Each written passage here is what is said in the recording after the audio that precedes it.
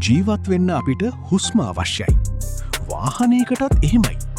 එන්ජිමක් ඇතුලේ සිද්ධ වෙන මහා පිපිරුම් දහස් ගණනකට අවශ්‍ය ඔක්සිජන් ප්‍රමාණය තීරණය කරන්නේ එකම එක නිමේෂයකින්.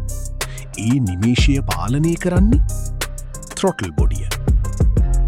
මේ කතාව පටන් ගන්නේ 1980 දශකයේදී.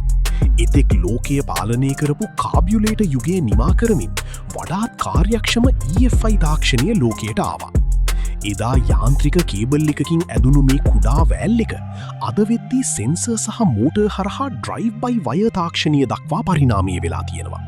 ඒ කියන්නේ අද ඔබේ වාහනයේ හුස්ම ගන්නේ පරිගණකයක බුද්ධියෙන්. හැබැයි මේ හුස්ම හිරවුණොත් ඔබේ වාහනයේ පිකප් එක නැති වෙලා එන්ජිම නොසන්සුන් විදියට ගැස්සෙන්න පටන් ගත්තොත් වාහනය නවත්තලා තියෙද්දී නිතරම එන්ජිම ඕෆ් වෙනවනම් ඒ කියන්නේ ඔබේ ත්‍රොටල් බොඩිය ලෙඩ වෙලා කාලයක් තිස්සේ බැඳුණු දූවිල්ල සහ කාබන් නිසා ඒ සියුම් වෑල් එකට තවදුරටත් නිවැරදිව ක්‍රියා කරන්න බෑ.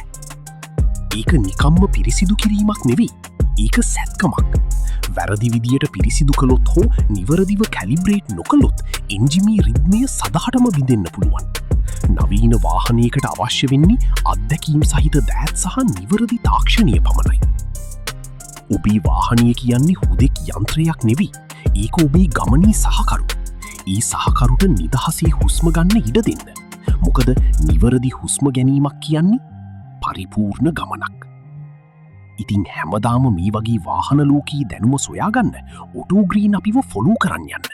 එහෙනම් ජය වේවා.